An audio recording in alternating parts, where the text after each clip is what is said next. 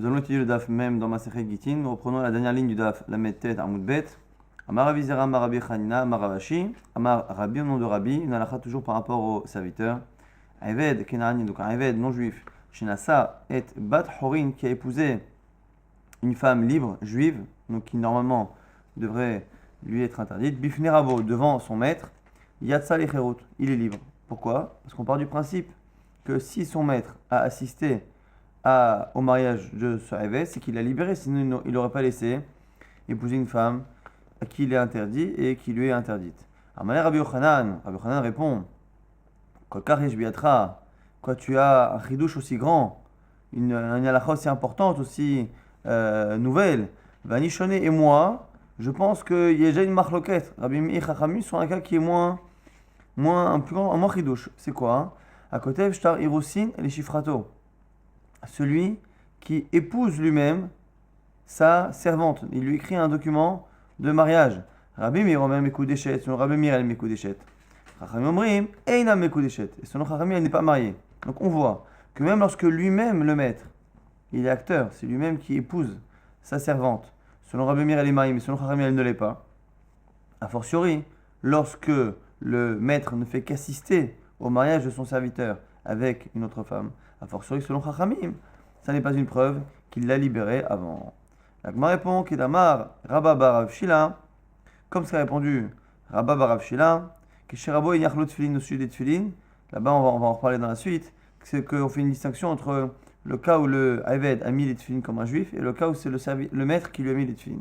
Achanami pareil chez nous, que chez Rabbo et Seoisha, c'est un cas où c'est son mari, c'est son maître qui lui a choisi cette femme et qui a fait le mariage. Donc si on reprend jusqu'à présent, on ferait une distinction. Donc selon Chachamim, lorsque lui-même épouse sa servante, on n'est pas certain qu'il l'a libérée avant. Mais par contre, lorsque le maître assiste au mariage de son serviteur, mais que c'est lui qui fait le mariage, à ce moment-là, c'est une preuve qu'il a libéré son esclave. La Gemara dit c'est pas possible. Mais comme il dit, s'il existe quelqu'un qui ne laisse pas son serviteur fauter, puisqu'on dit qu'il ne peut pas le marier, sauf si on sait qu'il l'a libéré avant, on se doute qu'il l'a libéré avant, c'est-à-dire qu'on part du principe qu'il ne fait pas fauter son serviteur.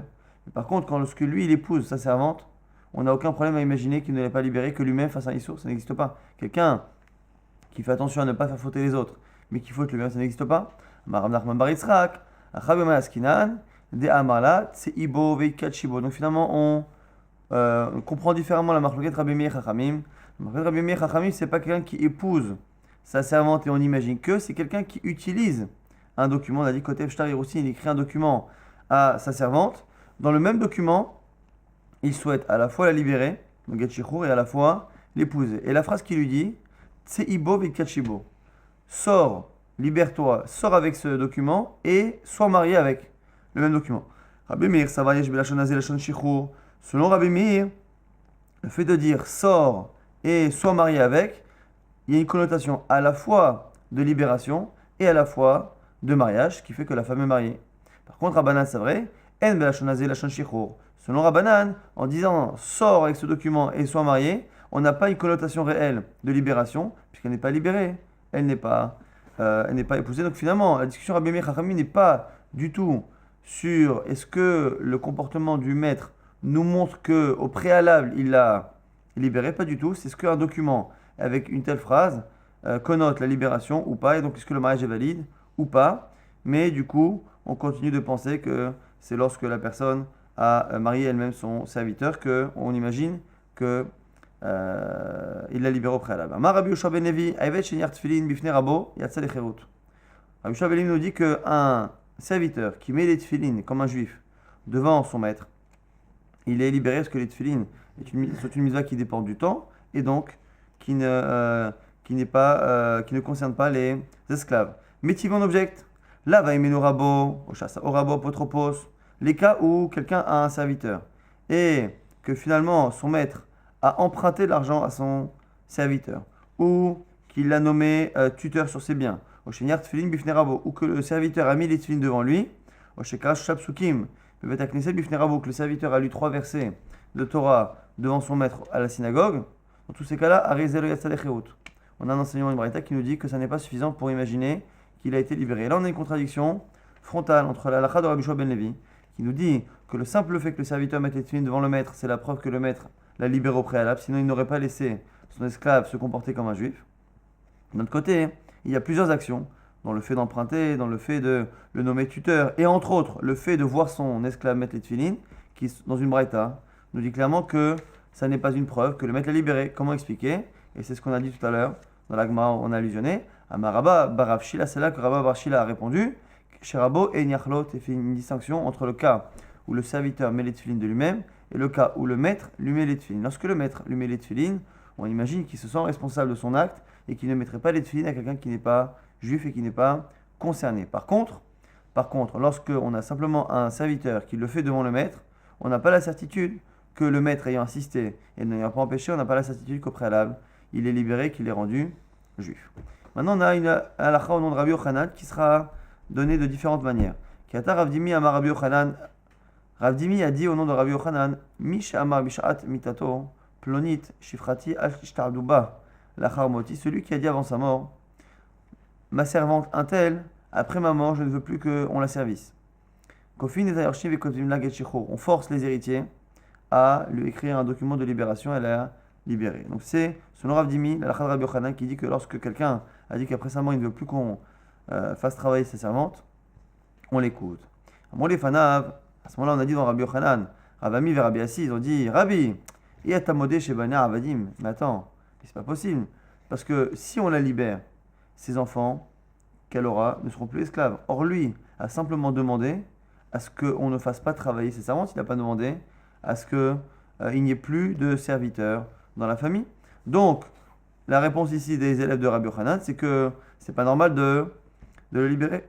Kiata, Rav Shmuel Bar Yehuda, Amar Rabbi Yochanan, maintenant, nouvelle version de ce qu'a dit Rabbi Yochanan, Mishamar Bishat Mitato Ploni Shifrati Koratroar Rastali, Yarsela Koratroar, celui qui avant de mourir a dit non pas libérer ma servante, mais il a dit voilà, cette servante-là m'a fait beaucoup de bien, je veux que vous lui fassiez du bien après ma mort. À ce moment-là, Kofin Tayarshiv, Simla Koratroar, on force les héritiers à faire plaisir à la servante. Maïtahama, et c'est quoi le faire plaisir? Si la servante veut être libérée, on la libère. Maïtahama, mitzvah, lekayem, livramet, par la mitzvah d'être mekayem, d'accomplir les paroles du défunt. Il y a une grande différence entre la première version de Rabbi Yochanan et la seconde version. Dans la première version, on imagine que le maître, en fait, a libéré la servante après la mort. C'est-à-dire qu'il a contredit le fait que la Torah dise qu'on les transfère à nos enfants. Selon la deuxième version de Rabbi Yochanan, c'est pas le maître qui l'a libéré, c'est le maître qui a demandé à ses enfants de faire une action après sa mort. Mais ça reste les enfants qui la libèrent. Et on a vu que sur la première version de Rabbi Yochanan, on avait une discussion avec ses élèves qui n'étaient pas d'accord avec le fait que ce qu'a dit le père était une libération. Amar Amemar, autre halakha de Amemar, Mafkir Avdo, Oto Eved Elo Takana. Celui qui se dépossède de son serviteur, le serviteur est bloqué, il ne pourra jamais se marier avec une juive. Pourquoi? Maïtahama, Gouffé lo Kanele, il soit Odei Kagabe. Puisque finalement, le serviteur, en ayant été libéré, mais qu'au niveau de l'asservissement, finalement, ce serviteur n'a acquis que son corps et son travail, mais mais l'interdit qu'il a, le statut halachique d'interdit de se marier, il ne l'a pas acquis. Et du coup, Veisura l'omassi maknele. Et le Issour, la partie interdite, la partie halachique, son maître ne peut pas le lui faire acquérir tout seul. C'est-à-dire que si le maître le libère totalement avec un document et qu'il lui fait acquérir à la fois son corps, son travail et à la fois il lui fait acquérir son statut de juif, c'est possible. Si par contre il le libère de l'asservissement, mais qu'il ne lui donne pas un guet pour le rendre juif, il ne pourra pas le faire dans un second temps. Selon la Mémar, Enot Takana, il n'y a pas de solution puisqu'on ne peut pas faire acquérir le statut de juif tout seul sans que ça passe en même temps par la libération du corps et du travail qui a déjà été fait au préalable. Amalé, Ravashi la Mémar, Ravashi répond à Mémar, Ve'amar ou la Rabbi Yochanan, et pourtant on a dit au nom de Rabbi Yochanan, Rabbi Chia bar Avinamar, Rav, et on a dit au nom de Rav, Chadze vechadze, Yasalecheo v'sarget shecho. On a dit que celui qui est Magdish, qui sanctifie, on avait dit hier, ou celui qui se dépossède de son serviteur, il est libre et il faut lui écrire un get shichur. Si on lui écrit un get shichur, ça veut dire qu'a priori, qu'il est libre au niveau du travail et le get shichur c'est pour le laisser se marier. Amalé réponse d'Amemar, selon lui, Amalé, Tsarich ve'en lo takana. On oblige à écrire un get, mais réellement, ça ne sert à rien. C'est une réponse qui est assez bizarre parce que non seulement ça ne servira à rien, et en plus, ça pourrait laisser croire que finalement il peut se marier. Mais en tout cas, c'est la réponse d'Amemar qui est un peu, effectivement, un peu difficile à accepter, mais c'est la réponse d'Amemar. Ika de Amrina qui disent que la discussion était autrement. Amemar Mavka Avdo Vamet, celui qui se dépossède de son serviteur et qui meurt. C'était la version qu'on avait vue précédemment. Toi, Eved et non Takana. C'est là à ce moment-là que le Eved n'a pas de Takana, n'a pas de solution, parce que c'est par rapport au fils. Maïta Amagoufé, Lokanele, Isura ou Deikagabe. Parce que finalement, ici, il n'a fait acquérir que le corps, il n'a pas fait acquérir, encore une fois, la halacha, Veisura l'hébré l'omorit. Et ce Issour-là, la partie halachique n'a pas été transférée à son fils. Et du coup, ici, c'est une autre version d'Amemar. C'est pas que le maître ne peut pas libérer son serviteur en deux temps. C'est pas que le maître, une fois qu'il n'a plus le travail de son serviteur, il ne peut pas le rendre juif. C'est pas ça. C'est qu'une fois il s'est libéré de cela et qu'il meurt, il ne peut pas transférer à son fils ce qui reste, le issour du Eved, puisqu'il n'a pas transféré à son fils le droit de la servir, puisqu'il est libéré. Et du coup, selon cette version-là, il y a la fameuse objection de Ravashi, avec la halakha de Rabbi Yochanan et de Rav qui dit qu'il faut lui donner un get shichur. Elle m'a dit, Rav dimi ta'utahi. Qu'est-ce que nous dit ici la Gemara? Ce qu'il a dit Rav dimi, c'est une erreur. Intéressant, il faut la retenir parce qu'on le retrouvera dans le DAF. Ce qu'a dit Rav dimi, que ce qu'il a dit justement tout à l'heure, c'est la halakha de Rav dimi, on a dit, c'est la halakha de Rav dimi. Amar Rabbi Yochanan, celui qui dit Béchad mitato, au moment de sa mort, il dit ma servante, je ne veux pas que vous la servissiez après ma mort. Cette halakha-là, nous dit ici la Gemara, c'est une erreur. C'est une erreur. Amale maï taruta, c'est quoi l'erreur? De l'amara velachon shichur. Amara velachon shichur, achanami. La Gemara dit attends, en quoi c'est une erreur? C'est une erreur parce que les élèves n'étaient pas d'accord et ils ont dit que c'est pas ça que le père a voulu dire. Amale ana, qui était Rav Shmuel bar Yehuda, Ali, moi je pense, comme Rav Shmuel bar Yehuda, au nom de Rabbi Yochanan. Et là ici, c'est vrai que c'est la partie un peu compliquée, c'est qu'on avait deux versions de Rabbi Yochanan. On avait la première version de Rabbi Yochanan, où le père disait je veux qu'après ma mort elle soit libérée. Là-dessus les élèves avaient dit mais attends, mais c'est pas ce qu'il veut. Il veut pas la libérer, il veut juste qu'on ne la service pas. Il a dit Alish Tarbouba, ne la faites pas travailler. Donc on a une discussion entre Rabbi Yochanan et ses élèves.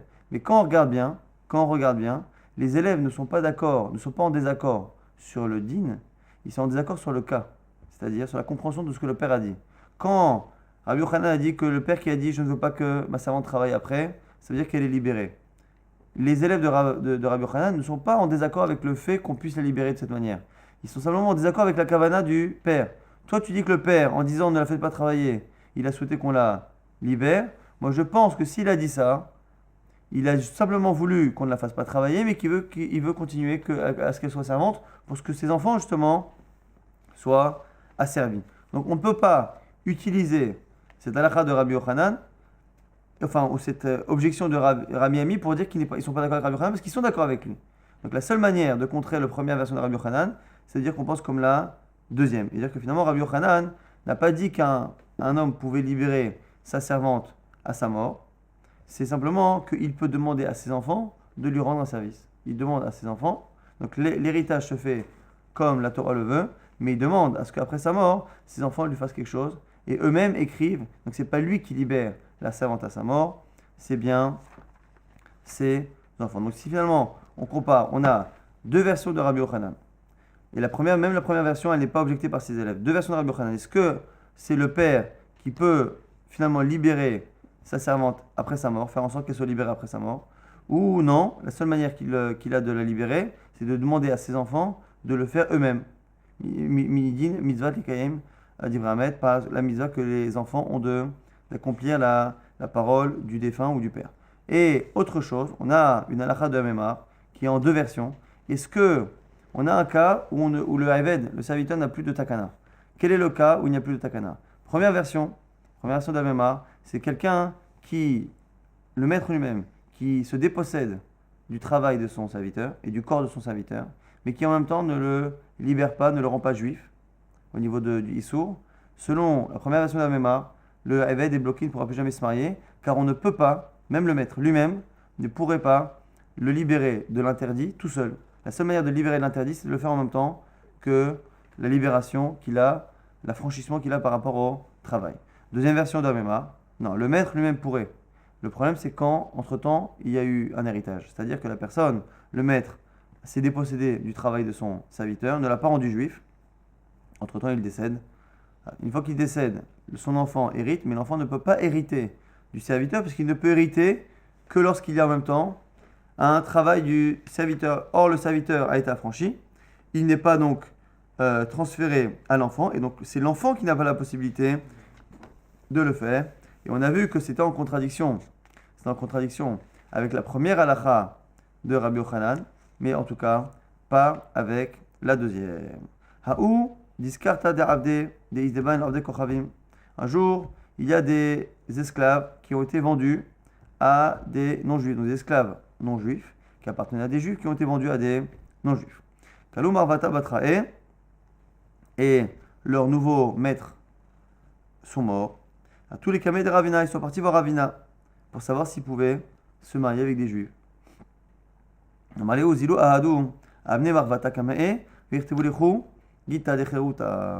a dit, écoute, le fait que vous ayez été achetés par des non-juifs qui sont maintenant morts ne suffit pas, il faut que vous alliez voir les enfants de vos premiers maîtres, les juifs, les premiers juifs qui vous ont possédé, qui vous ont vendu, il faut que vous alliez voir leurs enfants qui vous écrivent un guet, shichrour, pour vous libérer au niveau du Issour et vous rendre juif kasher pour se marier. À ce moment-là, il lui a répondu Rabbanan et Ravina. Rachamim ont répondu à Ravina, Ve'amar Ameimar, Mafkir Avdo Vamet, Torah Eved El Notakana. Pourtant, on a dit au nom d'Ameimar que celui qui se dépossède de son esclave et qui meurt, le Eved n'a plus de solution. C'est ce qu'on a dit à l'instant et c'est ce qui est le cas chez nous, puisque finalement, les juifs ont vendu leurs serviteurs. En vendant leurs serviteurs, ils se sont dépossédés de la partie travail et corps du serviteur, mais ils ne l'ont pas libéré au niveau de l'interdit de se marier. Entre-temps, ils sont morts, et on demande maintenant aux enfants de les libérer. On a dit que c'est pas possible sur la Mémar. Amaléo, réponse, Anna, Rav Dimi, Zvirali. Moi, je pense comme Rav Dimi. Moi, je pense comme Rav Dimi. Là, on a dit, attends, Amoulé, Rav Dimi, Taou Taou. Mais ce qu'a dit Rav Dimi dans Rav Yochanan, on a vu que les élèves n'ont pas été d'accord. Toujours la même réponse de la Gemara. Amaléo, Maïta Outa. En quoi ils n'étaient pas d'accord, les élèves de Rabbi Yochanan? Delo Amra Belachon Shichou. Amra Belachon Shichou, Achinami. En quoi ils n'étaient pas d'accord, les élèves? Ils n'étaient pas d'accord avec la kavana du père. Selon Rav Dimi, ça voulait dire que le père avait dit qu'il voulait qu'elle soit libérée. Les élèves ont dit, mais non, il ne veut pas qu'elle soit libérée, il veut simplement qu'elle ne travaille pas. Mais dans le fond, l'idée de dire qu'après sa mort, elle peut être libérée est quelque chose que même les élèves de Rabbi Yochanan, Rabbi Ami et Rabbi Assi, ne refusaient pas. Et du coup, c'est la raison pour laquelle on peut très bien imaginer que soit on pense comme Améma, qu'une fois que le maître meurt, il n'y a plus de solution. Mais on peut aussi penser comme Rabbi Yochanan, qu'une fois que le maître meurt, il y a une solution. Puisque finalement, même ceux qui ne sont pas d'accord avec lui, n'étaient pas d'accord avec le cas précis et la kavana du père. Mais réellement, sinon dans l'absolu, que ce soit Rav Dimi, ou que ce soit Rabbi Assi et Rabbi Ami, les élèves de Rabbi Yochanan, les autres élèves, quoi qu'il arrive, quand le père réellement dit qu'il veut qu'elle soit libérée après sa mort, elle sera libérée après sa mort. Donc il y a une libération possible après la mort. Et l'Agmar nous dit, Veilcheta, ke Ravina, l'alacha, et comme Ravina. Que du coup on peut écrire un get shichur, on peut écrire un document après la mort de la personne, après la libération de la partie travail. Haou Avda de Beitre, il y avait un serviteur qui appartenait à deux personnes. Kamchad Minayu, Veshachare les Palgué. Un des deux maîtres a libéré la partie qui lui appartient. Amarida, Hashta, Shem Eberabanan, Mafsidou les Minaï. L'autre propriétaire s'est dit, attends, si les sages apprennent cela, ils vont m'obliger à le libérer et je vais perdre finalement la partie que j'ai dans le serviteur. Azalaknei libno katan. Il a voulu faire une ruse et il a fait acquérir son serviteur à son enfant qui est mineur. Et le Beddin ne peut pas forcer un enfant mineur. Shalcha Rav Yosef bere de Rava, les kameh de Rav Papa. Donc Rav Yosef a posé la shéla à Rav Papa, Shalach le Rav Papa lui-même. Il a répondu Kasha asaken ya'aselo, moula shivlo berosho. Un pasuk qui dit que ce qu'il a voulu faire, on lui fait et on lui rendra la chose sur sa tête. C'est-à-dire que lui, il a rusé, nous aussi, on va ruser. Normalement, celui qui libère la moitié du serviteur, l'autre propriétaire est obligé de libérer l'autre moitié. Comme il n'a pas voulu libérer l'autre moitié, il est passé par cette ruse-là de faire acquérir à son enfant de telle sorte à ce que finalement on ne puisse pas forcer son enfant. Il dit, tiens, il a été rusé, nous aussi on va être rusé. Un enfant, on ne le force pas. Mais un enfant, on peut l'acheter avec pas grand-chose.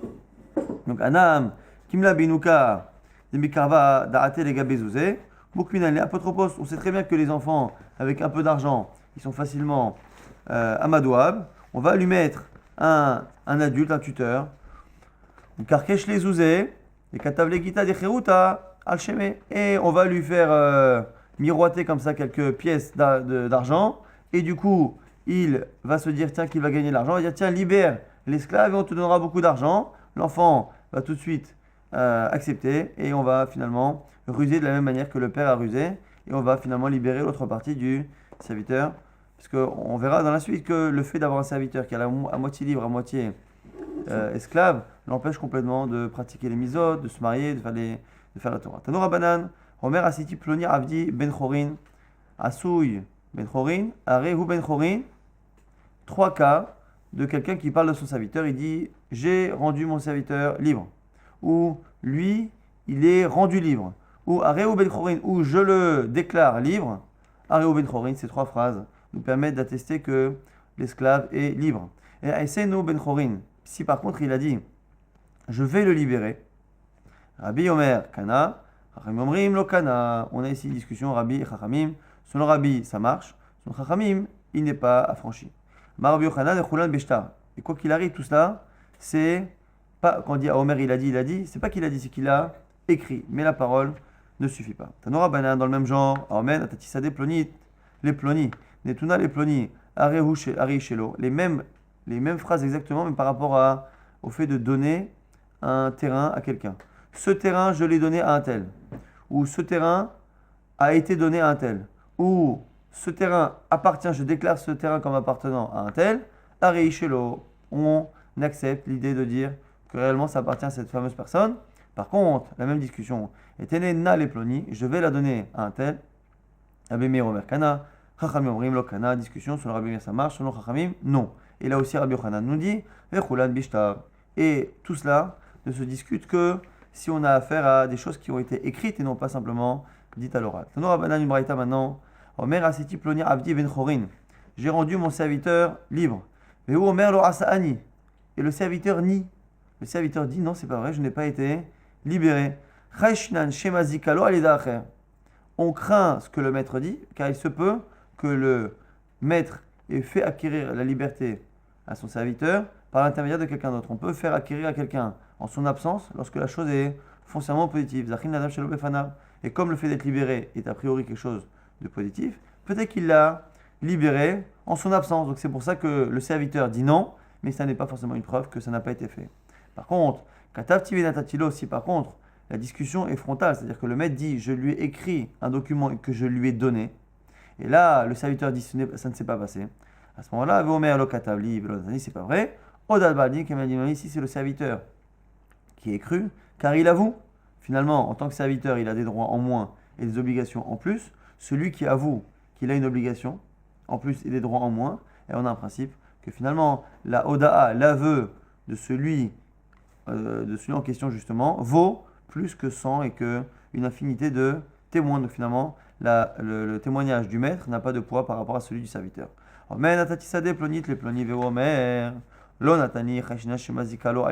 Pareil pour le champ. Celui qui dit j'ai donné le champ à un tel. L'autre dit c'est pas vrai, ça s'est jamais passé. On a dit que Chayshinat, pareil, on craint qu'il l'ait fait acquérir par l'intermédiaire de quelqu'un d'autre et donc du coup on croit le maître. Katavti, Venatatilo. Lorsque par contre le maître, le propriétaire dit je lui ai écrit un document et je lui ai donné mon champ, et l'autre dit Omer, Lokatav, Velonatani, c'est pas vrai, ça ne s'est jamais passé. À ce moment-là, on croit le donataire, celui qui est censé avoir reçu, au Dadbardi qui m'a dit parce qu'encore une fois, il est en train d'avouer qu'il n'a pas un droit sur un champ. Le fait d'avouer, ça vaut 100 témoins. Mi ochel perot. Mon dit qu'est-ce qu'on fait alors dans ce cas-là? Qui consomme les fruits, la récolte du champ?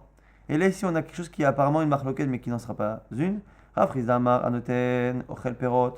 c'est finalement le maître qui mange, le propriétaire numéro 1, qui consomme les fruits. Pourquoi? Parce qu'on a dit qu'on ne croit pas le donataire en question, puisque finalement il dit que ça ne s'est jamais passé, qu'il est censé lui avoir donné un document, mais c'est pas vrai. Et bien du coup, il mange les fruits. Rabba Amar Rabba nous dit, Meshalshin et perot, on laisse les pérotes, la récolte, dans les mains d'une tierce personne, et on tranchera à qui cela appartient. La Gemara dit, le vélo appliqué, c'est pas une marloquette. Pourquoi? Ha be'aba, ha bivra. Ça dépend en fait qui est en train de discuter. Qui discute? Est-ce que c'est lui ou est-ce que c'est le fils? Lorsque c'est lui qui dit quoi? Il dit qu'il m'a donné un document, mais moi j'atteste que je ne l'ai jamais reçu. Là, à ce moment-là, on n'a pas de doute. Par contre, si c'est le fils du donataire présumé, celui qui serait censé avoir reçu la chose, si c'est son fils qui dit attends, c'est pas vrai, j'atteste que mon père n'a jamais reçu le document, comme on est moins certain, c'est dans ce cas-là que Rabba dit qu'on met de côté chez une casse personne qui va s'en occuper. Nouvelle Mishnah, celui qui a utilisé son serviteur comme hypothèque par rapport à un prêt. Il emprunte de l'argent et par rapport à son prêteur, il dit voilà, sache que mon serviteur servira d'hypothèque, tu prendras mon serviteur si je ne te rembourse pas. Veshichero, et après, il le libère. Shuratadin, en ha'eved chayav klum. Normalement, techniquement, le ha'eved, le serviteur, ne doit rien, c'est pas de sa faute. Donc, il y a ici un prêt qui est normalement protégé par ce ha'eved qui est une hypothèque, et finalement, après, il est libéré entre-temps. Alors, normalement, le ha'eved, le pauvre, n'y est pour rien. C'est pas de sa faute si on le met comme hypothèque, et c'est pas de sa faute si on le libère. Et là, mipne tikkun ha'olam kofim metrabo ve'ose oto ben chorin. Du coup, on dit, mais malgré tout, mipne tikkun ha'olam, à cause justement des problèmes que ça peut causer, ici on aura une discussion par rapport à cela, on force finalement le maître à le libérer, mais kotev shtar al damav, et d'écrire un document justement pour s'engager. Rabba Shimon ben Gamliel Omer, Rashbag n'est pas d'accord, il dit Eno kotev, c'est pas lui qui écrit, et là meshaher, c'est celui qui le libère. Alors du coup, de qui on parle? C'est qui le maître qui écrit le document? Ça va être la discussion ici dans la Gemara. Avec justement sur la partie de la Mishnah qui dit que quelqu'un qui a utilisé un esclave pour un prêt, mi shichero. Maintenant la Gemara dit qui le libère? Qui le libère? On a un cas, on a dit qu'on a un prêteur, on a un emprunteur qui prend son serviteur et qui l'hypothèque par rapport au prêt, et on a après quelqu'un qui dit qu'il l'a libéré. Qui l'a libéré? Premier avis, Amarav, Rabo Rishon, c'est son maître. Celui qui continue d'être son maître. Il prend son évêque qu'il a mis par rapport au prêt et il le libère. Et c'est quoi l'avis de la Mishnah? Shuratadin en ha'eved chayav klum le Rabo Sheni. Normalement, le ha'eved, le serviteur, n'y est pour rien. Kederavad amarava ekdesh chamez veshichur mav ka'imide shi'abud. Qui dit quoi? Rava, il pense qu'il y a trois choses qui peuvent annuler un shi'abud. Normalement, shi'abud, c'est le fait qu'un bien, souvent immobilier, soit asservi à une dette. Normalement, s'il est asservi à une dette, je suis bloqué. Malgré tout, Rava nous pense que le fait de sanctifier un objet, et le fait que l'objet soit chametz pendant Pessah, et shichur, le fait de libérer un esclave, sont des choses qui peuvent aller au-delà d'un asservissement. J'ai asservi mon esclave ou mon terrain à une dette, et bien si je libère la chose, ou si je sanctifie la chose, cette sanctification a la force d'aller au-delà de l'asservissement de cette hypothèque qui normalement était préalable et qui aurait dû être plus forte. Et du coup, c'est ce qu'on apprend ici, c'est que finalement, lorsque le maître a mis son serviteur comme gage du prêt et qu'il l'a libéré, ça fonctionne. Ça fonctionne. Et là, mibne tikkun ha'olam, shema c'est eno bashuk. Donc c'est quoi maintenant mibne tikkun ha'olam? C'est que même si le serviteur est libéré, le problème, c'est que celui qui a prêté de l'argent et qui n'a peut-être pas été remboursé, en attendant, lui, il est persuadé que le serviteur lui appartient et on a peur qu'il le rencontre et qu'à ce moment-là, il le prenne pour son maître et que pour son maître, son serviteur, et du coup, qu'il fasse croire que ses enfants ne sont pas chez.